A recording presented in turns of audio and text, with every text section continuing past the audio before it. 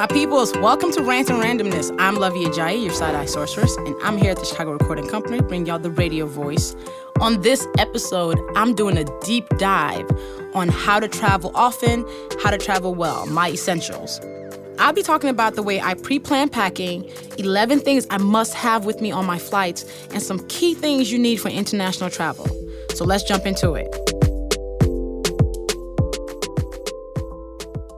So if you follow me on social media, you know that I travel a lot. For work, for play, I'm on a flight sometimes multiple times a week. And I'll often post pictures of myself as I travel.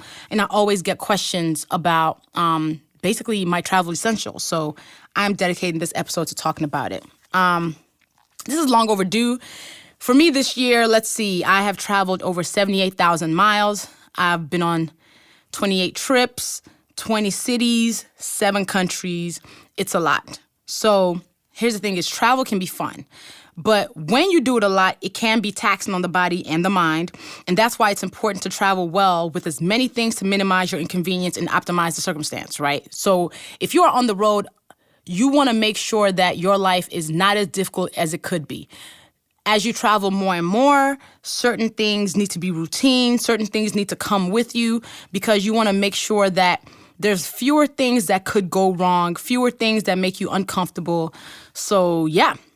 So I want to share a few tips that can help you do better when you're traveling. I like to think about it like travel is kind of like a project. So, pre-production, production, post-production, which in this case means before you go, while you're on the go, and possibly even after you come back from your trip. And I'll get into details about that. So the first thing about travel that is important in terms of when you want to do it is booking. So you can book directly from airlines, or you can go on websites like Expedia, Orbitz, Kayak to find the tickets. Now, this matters because if you book directly from a website, it's from the website of the airline that you're going to use, it is best because of the fact that they can make changes easier. It doesn't often come with extra fees, and it's just better to book direct. There's nothing wrong with booking on Expedia or Orbitz, but if you ever have to make a change to your ticket, you can't go through the airline most of the time. They'll send you right back to that third-party website. So when you want to book, I recommend booking directly from the airline. What you can do is search these websites to price comparison, and then you go to the website to book itself. So, Delta, American Airlines, United, all of those.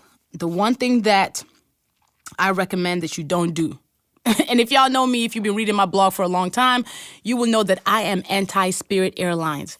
It is the bane of travel existence. I traveled with them probably 10 years ago, and y'all, they charge you for everything. They will charge you for water. They charge you for printing your boarding pass, and there's no way you can use an electronic boarding pass. They charge you for carry-on. So whatever you think you're saving on the front end, let's say your ticket is $200, you might end up spending at the end of it all $500 because between the fees for, again, carry-on are like $50. To print your boarding pass is like a $10 each way. So that is my one recommendation. I call them Break Your Spirit Airlines. If you read my blog, there's like 3 or 4 posts about Spirit, and I just want to save you that headache. So in order to travel well, some people love it, and I'm like, I don't understand. But my first tip would be, don't fly Spirit. Anyway, the next thing about travel that is important is how to pack for travel. That piece is important. When you're packing your carry-on, you want to focus on creating a seamless airport experience because I don't like trouble when I'm traveling, and I like to carry on most of the time because I don't want to deal with checking in luggage, not because I have to pay for it, but because I'm always afraid that if I check in my luggage, it will be lost and it'll have something in there that I have to use that day. So packing is key. I've become an expert packer. Unless I'm leaving the country for over a week, I'm using a carry-on. And I've actually done a 8-day international trip on my carry-on before because I'm so hell-bent on that. But I will give you this tip. if you do have to check in your luggage, no matter where you are going, make sure that in your carry-on, in the backpack that you carry or whatever wheelie luggage that you're going to take with you on the plane, you pack one full outfit in there. So let's say you are traveling today because tonight you have an event and you're checking in luggage. Okay, I will highly recommend that the outfit that you're going to be wearing tonight, you carry it on. You put that in your backpack. You carry an extra tote, something. Because it's happened to me once where I actually was traveling to Nigeria and I did not have any extra clothes in my suitcase. Well, fun fact, my suitcase did not make it at the same time I did. And they were like, well, it's on the next flight, which comes in tomorrow. And you know what happens when you have to do that? You have to now go shopping for underwear, for clothes, for T-shirts in a country that you just landed in. So if you have to check in your luggage, make sure that you have one full outfit with you. So I average over 100 flights a year and have for the last 4 or 5 years. And there came a point when I realized, wait, I'm just kind of flying by the seat of my pants. And I realized standardizing all these things was key. Also, learning lessons like having my luggage not show up on time basically taught me I got to do better at this thing. So, okay, packing. Let's talk about packing. The first thing that I do is I create a packing list. A packing list is essential because it ensures that the actual putting clothes and stuff into a suitcase goes well. If you do this, packing itself is really easy. It's a breeze. The packing list makes packing for me go by so quick. I can pack a luggage in less than 30 minutes once I have my packing list. So I create a packing list using Microsoft Word. There's some apps that exist that are packing list apps. You can make it really simple. So I just fire up Microsoft Word. In there, I list every day that I'll be gone, and next to each day, I put exactly what I'm going to wear. So if it is the day where I have to change twice, I put those 2 outfits in there. This will make sure that you bring enough shirts, shorts, pants, and dresses for your next trip. How you can end up landing in your hotel and realizing I only brought 3 shirts and 15 pair of pants is because you don't have a packing list that you go off of. And also the packing list ends up kind of being your packing Bible because even though you can switch the days up, so you can be like, well, what I was going to wear on Friday, I'm going to wear now on Saturday. That's fine. The whole point of it is when it's time to pack, now you're just checking off a list as opposed to standing and staring in front of your closet and being like, what am I going to take? That part is what makes packing take a long time. So that is number 1 for me is I create a packing list before this trip. In this packing list, I also include things like medications that I'll need, any electronics that I'll need, things like sunscreen. I'll include, if I'm going out of the country, my passport. I'll put that on my packing list to make sure, yes, it sounds too obvious, but the things that are obvious are the things you will leave behind and be like, shoot. There's been a time when I actually left my packing of underwear on my bed, okay, because I did not have my packing list to do a check through. So that's clutch. Now, let me put you on game. When I was recently going to Cannes for the Cannes Lion Festival, I actually got on Insta stories and showed my packing process. And I brought people along, and I didn't realize that anything that I was doing was actually extraordinary because I thought everybody knew this stuff. So the one thing that people were like mind blown about when I was packing were packing cubes. I use packing cubes to pack my luggage. Now, let me tell you what packing cubes are. They usually come in sets of 4 different sizes, but they are basically cloth with zipper that you use to pack your stuff. So you know how you fold and you roll up your clothes into your luggage and they're stacked on top of each other? Well, a packing cube keeps it self-contained. So I'll put most of my clothes, I can fit 5 pairs of pants and 4 shirts, for example, in one of my packing cubes. And what it does is, 1, it keeps your clothes organized and separated from everything else in your luggage. And 2, it saves space because the packing cube has a zipper. So it basically constrains your clothes into this small thing. Plus, if you were to open your suitcase in the airport, nothing's going to come flying out. If you open your suitcase when you land in your hotel, nothing's going to come flying out. It's just really good organization tool. The ones I have, so usually the sets come in different sizes. The biggest one is for your clothes. There's a medium-sized one that is for maybe any other smaller clothes like tank tops and all of that. And then there's a smaller one for your underwear. So again, this comes in handy because if somebody opens your suitcase, you and your drawers will not be out here in these streets.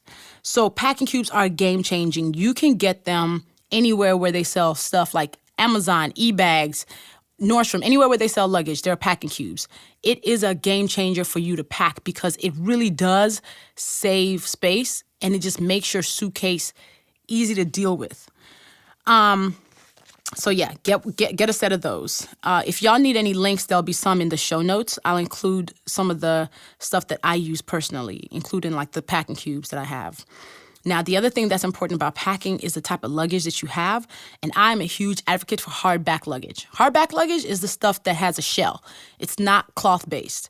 Why this is important is because your clothes will not be affected by anything going on outside that pieces of luggage. So, for example, let's say you do check in your luggage. If you have ever seen luggage handlers, they don't care about your stuff. They just be throwing stuff left and right, leaving luggage out. There have been times when it'll be raining outside and they're loading the luggage super slow on the flight. What happens? You get to your destination and you're like, why are all my clothes wet? Because they left it outside in the rain, they didn't care. Their job was to get it on the flight, which they did. Their job is not to do it in great condition. So the cool thing about hardback luggages is because they're plastic, and just reinforced material, you will not be affected by rain. If you're walking in the rain with your luggage, you won't be like, oh, my clothes gonna be getting wet. It's basically like leather for your stuff. So I use a hardback luggage, and I've been using them since probably 5 or 6 years. I don't buy cloth luggages anymore.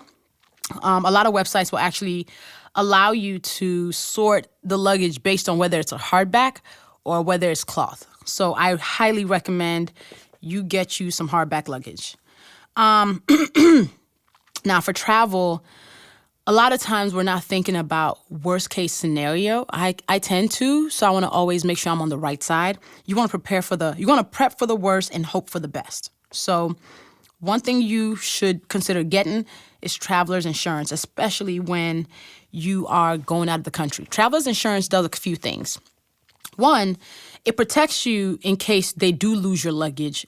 Certain traveler's insurance will actually reimburse you for lost luggage and the fact that you have to now go shopping for new clothes. And then also, this insurance protects you if you get hurt while you're out of town, while you are on this trip. You know, worst case scenario, I've seen people actually really get sick, and I've seen people get in major accidents when they're out of the country, and traveler's insurance is going to be what allows them to get treated without them being worried about writing a big check. Traveler's insurance is actually also, not to be morbid, but like if you die while you're out of the country, certain traveler's insurance will make sure that your body gets back home to your parents, as opposed to them now having to go themselves to go claim you and then pay thousands of dollars to bring you back to what home is. So get traveler's insurance. There's a bunch of them out there. Google, and you'll find some reputable ones. Another thing to do while you're packing is take a photo of your packed suitcase and the inside, because if it gets lost, you have a clear way to account for what you have in there. And one thing I always recommend, do not put your major electronics like your laptop in your suitcase. Do not do it. And also do not put jewelry in your suitcase. Anything that is worth a lot of money or really valuable to you, do not put it in a checked suitcase, because if something happens to it, it's going to be really tough to recover. And on the point of jewelry, that piece is necessary because let's say you travel with really valuable jewels or diamonds and gold and just any types of gems. My jeweler gave me the tip of don't even put those in your carry-on. If you have jewelry that is really worth money, do not put it in a bag. Wear it on you, because if you put it in a bag, it's considered something that you might have to declare. If it is on your person, if it is in your ears, if the earrings are in your ears, the rings are on your fingers, they're considered personal property, and you won't have to deal with customs being like, what's that? If it's in your bag, though, it is considered something that you will have to claim. And there are times when if they think your jewelry is worth a certain amount of money, even if you have documentation that says it's not, if they think it is, they can hold it down. So wear it. Wear all your jewels on you. It might feel weird, right? But you still need to do it for your own sake. You don't want to have all these troubles. Okay, so another thing that is key, global entry and TSA pre-check. Man, listen, I remember back in the day before 9/11 when we could walk people to their gates at the airport. There was no security that was making sure, oh, you're checked in, you're actually somebody who's getting on a flight. It was one of those things where you literally showed up to the airport to send somebody off, and y'all all sat at the gate until they got on the plane. My grandmother, anytime she was going in and out to go to Nigeria, we would go as a family to the airport and just literally see her walk onto the plane. 9/11 changed all of that. Security became a thing. Airport security can be really annoying. And when you travel a lot, yes, one bit of annoyance can be okay. But when you're doing this multiple times a week, it adds up, which is where global entry and TSA PreCheck come in. What it is the government does this deep dive on you, background check. You get interviewed, and then once they realize you're a low risk traveler, you get TSA pre-check and global entry. So the difference between those two is TSA pre-check is for domestic. That means when you are at the airport, there's a separate line, and you go in. You don't have to take off your shoes like everybody else. You don't have to take your laptop out your bag like everybody else does. Only thing you have to take off is if you have on a heavy jacket and maybe a pair of shoes if they're going to ring because they have metal in them.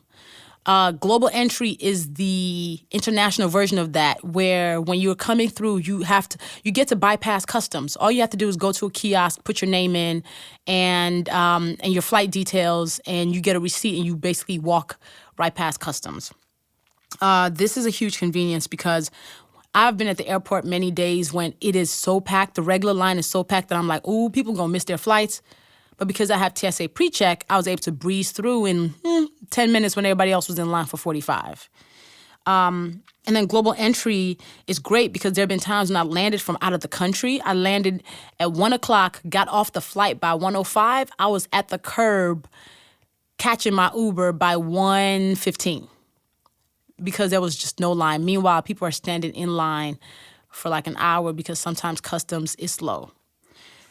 My recommendation for you is that you don't apply for TSA PreCheck. You apply for global entry. Why? Because they're both the same price, $100, but global entry gives you TSA PreCheck automatically. So if you apply for TSA PreCheck, ultimately I feel like you're throwing your money away because you can just do global entry and get 2 in 1. So do that. You go to I think it's like globalentry.gov. You apply. As long as you ain't a threat to humanity, odds are they'll give it to you. Of course, you have to tell them about the firstborn child you haven't had yet. But hey, for me, it was worth it because I'm in the airport too often to have to be sitting here waiting in all these lines. So it's a must for frequent travelers. Please get it if you're listening to this and you don't have it and you're like, I've been thinking about it. Yo, get it. It's so worth it. And then my other key is loyalty to one airline is really important when you want to fly a lot. This is important because we're constantly thinking about just buying the cheapest ticket. Sometimes the cheapest ticket is only $10 difference from the next ticket. But we're like, well, I'm going to go with the cheapest ticket. Where this does not serve a lot of people is when you're not loyal to one airline and you don't have any status with one airline, that's when you get charged for a lot of things. You get charged for luggage that you want to carry on. You get charged for if you want to change anything about your flight. You get charged sometimes for being on standby.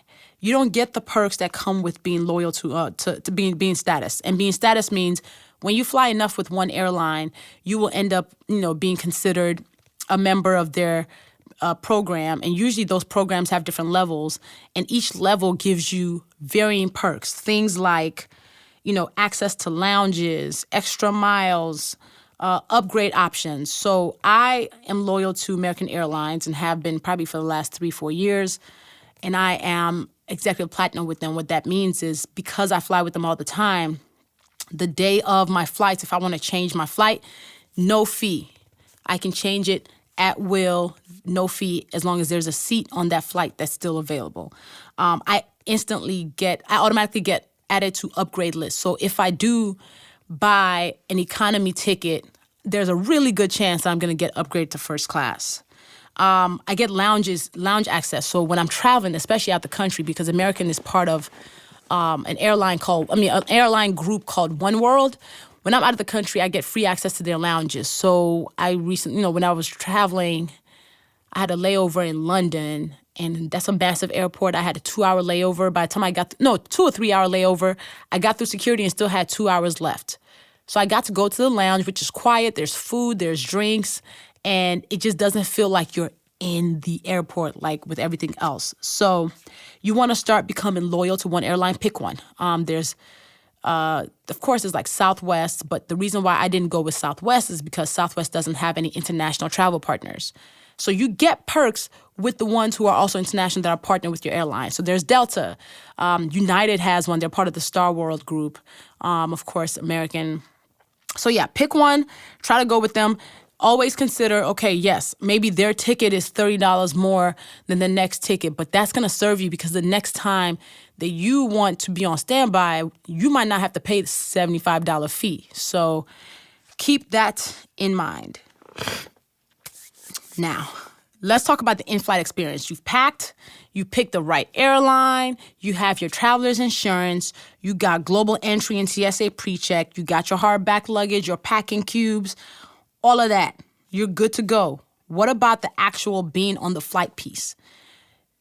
This is clutch. I have about 10 things that I recommend that you have for every flight, especially if it's going to be a long flight. But honestly, even short flights, I recommend you do these things too. So the first thing is a pashmina or travel wrap. I do not leave my house when I'm traveling without a scarf. One of those like really nice scarves. It doesn't have to be, it's just soft, okay? A nice soft scarf. This does two things. One, airplanes are cold. Oh my God, they're so cold. And apparently it's because in cold air, bacteria has less of a chance to grow or something like that. Or they just love punishing us. Either way, it's too cold in the airline. I get cold very quickly. So the pashmina does a couple of things. One, it allows me to layer.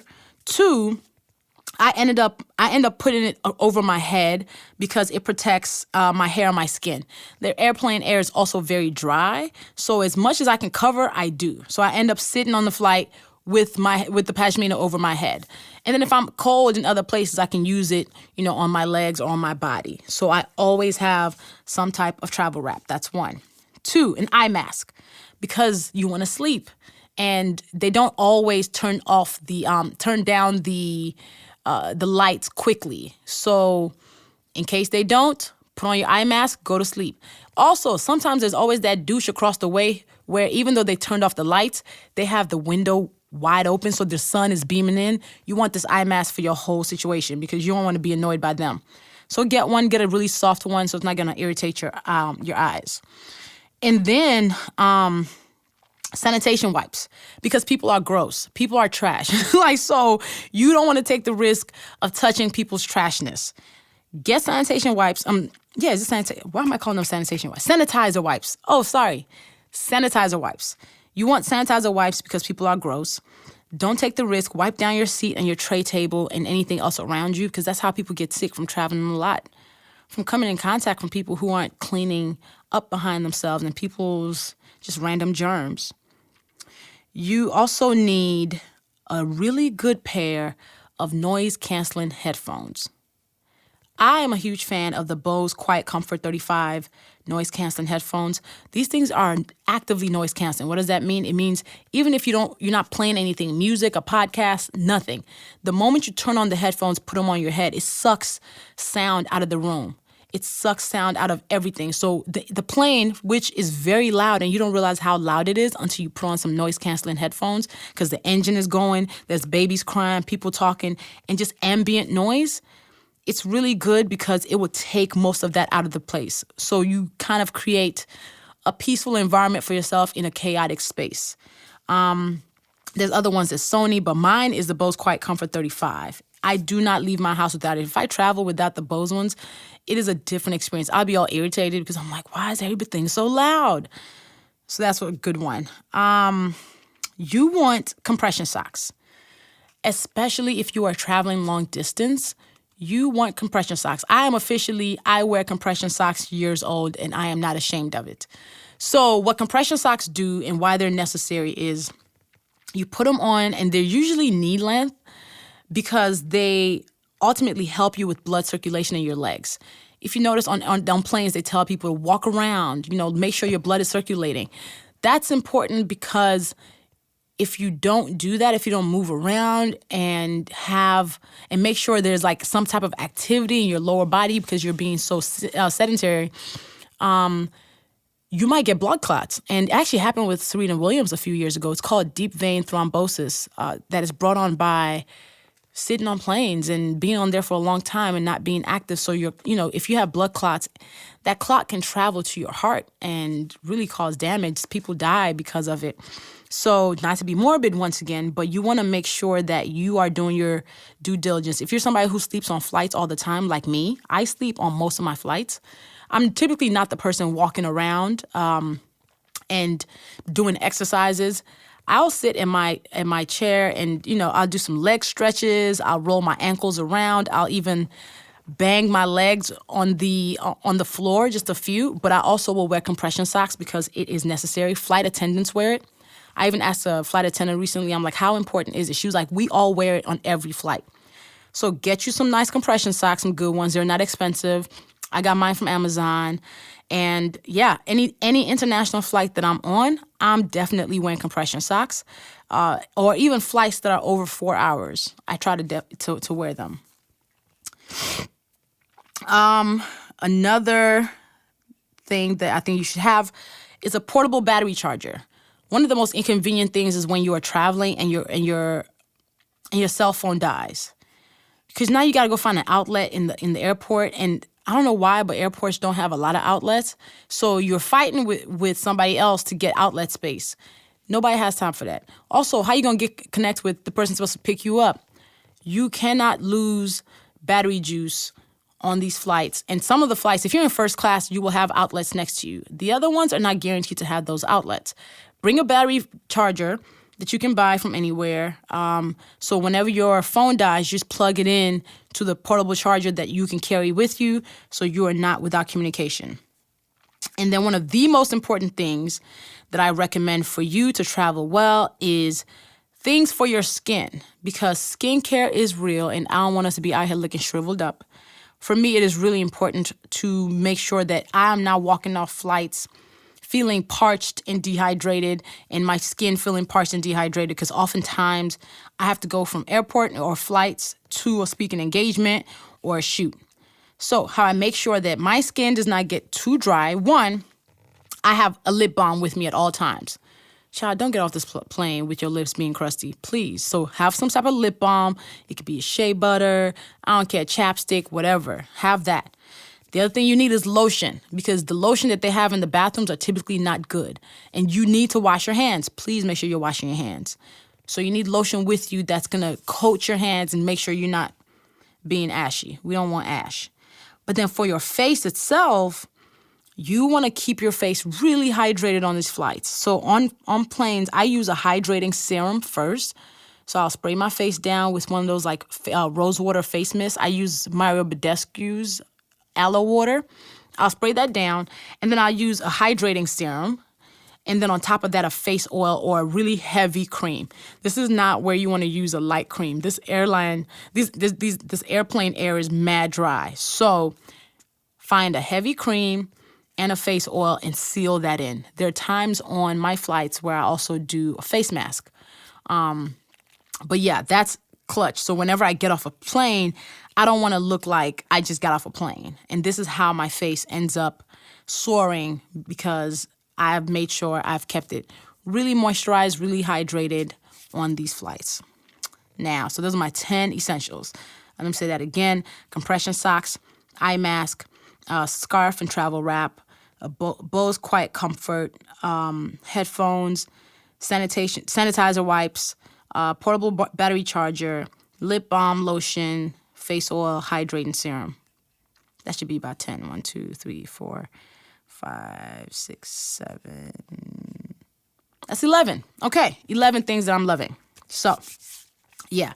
Then the optionals, that things that I don't travel with, that a lot of people like, travel pillow. I don't understand them. So I don't know. I don't use them. So that's a good one that people travel with. And of course, travel with any of your medication that you need to carry with you. Dramamine if you get motion sickness. And yeah.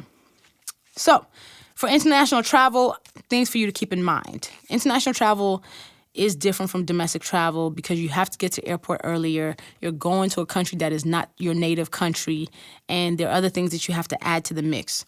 One, your passport should have at least 6 months validity left, because if you land at in a country, certain countries, they will not let you in if your current passport is going to expire within the next 6 months. So you want to make sure that you've gotten your thing renewed and it's good to go and you have some passport pages left. Because if you are running out of passport pages and they can't stamp you in the country that you're going to be in, like they can't stamp you an entry, it's going to be a problem. So do that. Make sure you have your hotels booked. There are some people who love to travel by the seat of their pants, and they'll be like, oh, I'm going to this country. I don't have anything planned yet. I'm not that girl. I want to make sure when I land in a place that is completely foreign to me, that at least something is going to be comfortable and good. So my hotels are big on that. You want to have a travel adapter because here's, how we plug in our stuff in outlets. Well, outlets around other countries that are not in North America are different. So you will need to have a travel adapter to be able to use your current plugs. I buy travel adapters with surge protectors in it, so I can plug in things. I can plug in that one adapter and then plug in the rest of my devices in it.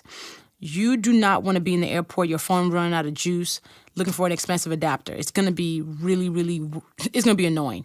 So I look for some on Amazon or wherever you want to look for electronics. Just type in international travel adapter. And then you want to have a luggage travel lock. So, protect your goods, protect your neck. A TSA compliant one so they don't have to break it. Make sure it's one of those where they can just open it and close it right back. And then you also need a money belt and a fanny pack. So fanny packs are back in style now, which is cool. But before I used to travel with fanny packs that I would wear under my clothes with cash in it. So I still do it sometimes, but now I travel more with a travel card, which I'll talk about that. And then your vaccinations and your filled prescriptions. There are certain countries where, for example, you need a yellow fever vaccine. And to enter the country, they're going to ask for the card that is necessary to show that you got this vaccine. So make sure you have that. And then you also check for travel warnings and advisories in your destination areas. Like, don't be afraid of the world, but be aware of what is happening and govern yourself accordingly. You may recall my passport privilege episode, how I spoke about people tossing fear at you like stuff when you're traveling. Don't let people necessarily make you afraid of the place that you're going to, but do your due diligence. Also register your trip with the U.S. Department of State so they know that you, a U.S. citizen, are going to this country, because if anything happens, then they will know to come get you out of the country. Another thing that you need for international travel, the Google Translate app. If you're going anywhere, listen, here's the thing. Us Americans tend to think everybody speaks English because we speak English. And we expect that we will land in some other country and, of course, everything's going to be in English. That's not true. You will land in certain countries and they don't care about English, and that's fine. You're visiting them. So bring the Google Translate app so you can know what's happening. You can take a picture of some signs and it'll let you know what is said. Some menus will be in their native language.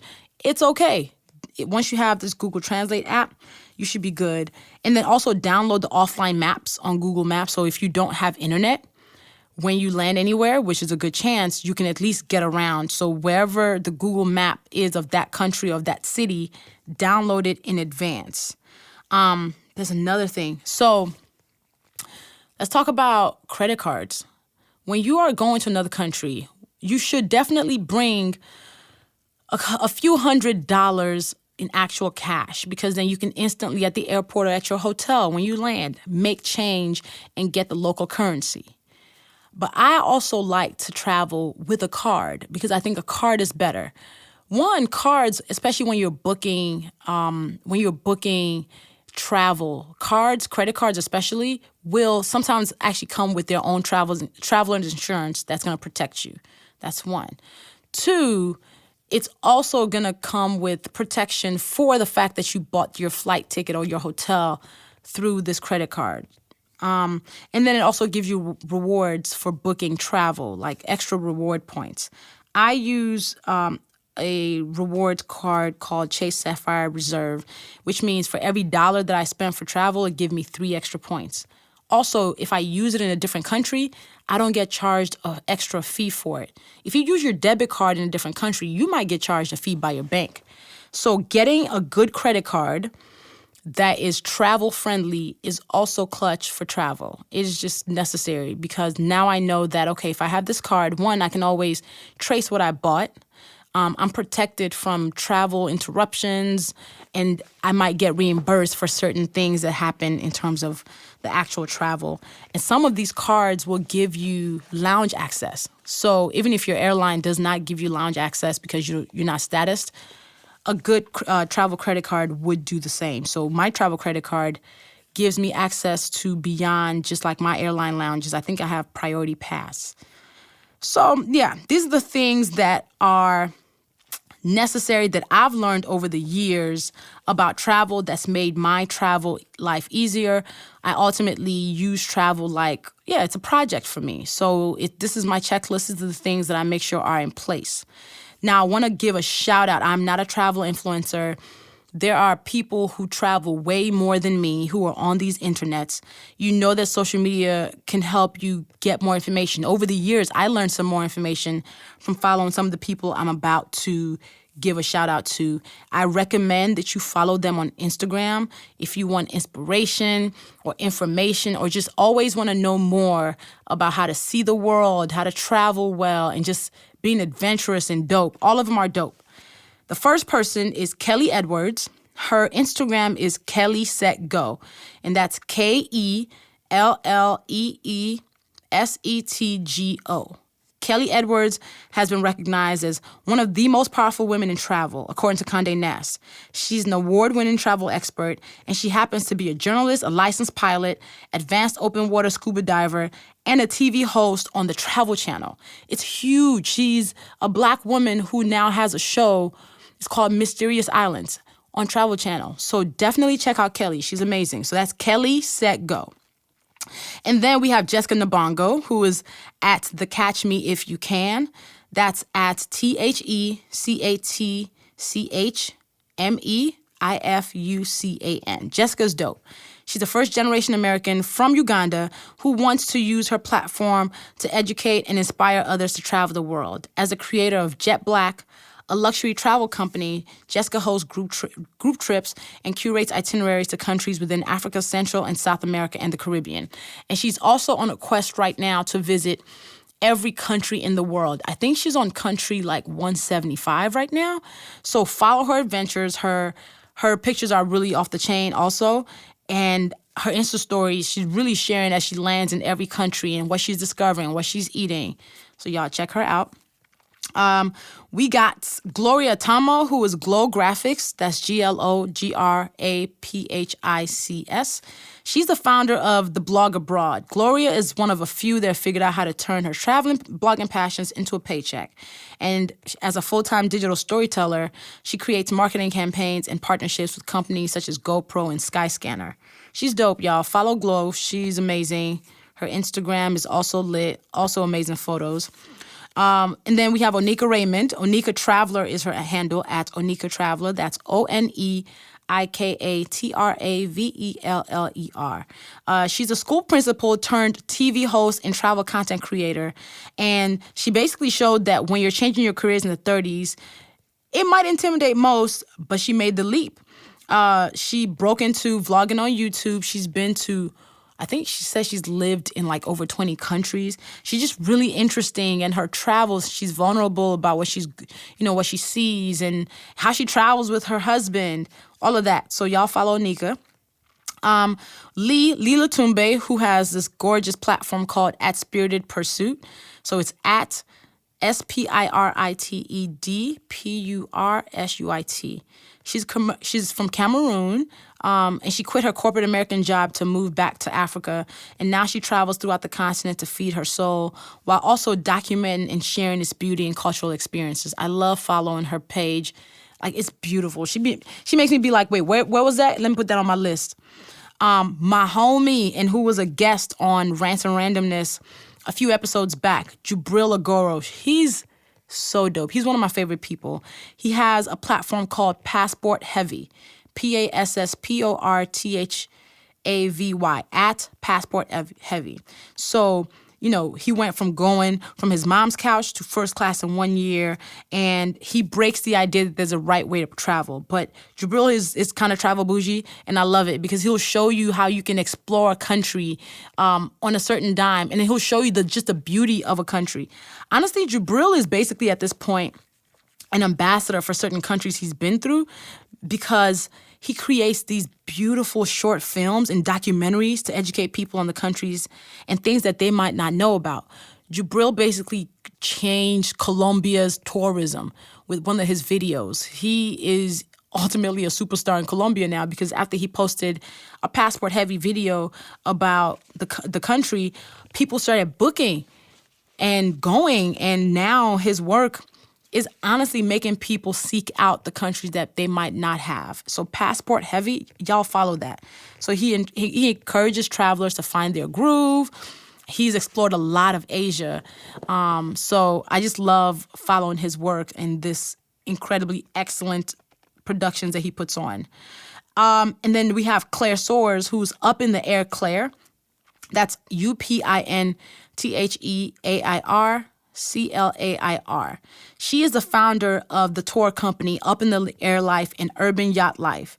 She learned the ins and outs of luxury travel, quit her full-time job as a high-power sales person, and now runs this full-time. They do these amazing group trips where it's like, okay, if you feel like you don't have people to travel with, well, you can actually go on an Up in the Air Life trip and you will find a new squad.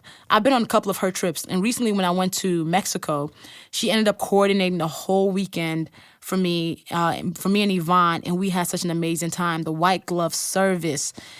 Claire's dope. Her company Up in the Air Life is dope, and they do full concierge service for people who are on the trips. It's actually really dope. So follow Claire too and see how people do it up. So yeah, y'all, I hope this helps. I want you to, dig in and research more of the things that I'm saying. And listen, travel is amazing because it literally expands our worlds. I go all over the world, and something about anywhere that I am, I will find something that reminds me of home. And I will find instances and experiences and have conversations that just show me that the world is very different. Everywhere is different, but everywhere at our core, we're still the same. Travel literally expands our world. It changes how we see things. It changes how we see people. It makes us grow. So it's really important for us to travel, I think, because it takes us out of our own bubbles and broadens our perspective about the world. When we realize that all around the globe, no matter how many miles we are, our struggles are the same. The things that bring us joy are the same. No matter if we don't look alike or speak the same language, humor is still the great equalizer. So even though I travel a lot for work, and sometimes I'll be like, oh, Lord, I just got to sit on my couch. I'm grateful for the opportunity to be able to see the world and get paid for it and be able to, go to places that are my wildest dreams. So I'm hoping that with these tips, you're encouraged to seek out and do more travel and do it in a way that will feel more convenient for you. So I hope this episode has been a good gift for you. Feel free to share with anybody who wants to travel or are avid travelers. If you have any other tips that you want to send me, please feel free. My email is loveyrants@gmail.com. I am appreciating y'all, and I'm looking forward to hearing how you use some of these tips to have better travel experiences. Follow me on social media. I'm at Luvvie on all platforms. And follow Rants and Randomness on all platforms too. So we're on Twitter at Rants Randomness. We are on Instagram at Rants and Randomness. And we're on Facebook. So look out for Rants and Randomness episodes and share this stuff and this content with people who you think would appreciate it. I'm excited to bring it to you. So I will see y'all on the next episode.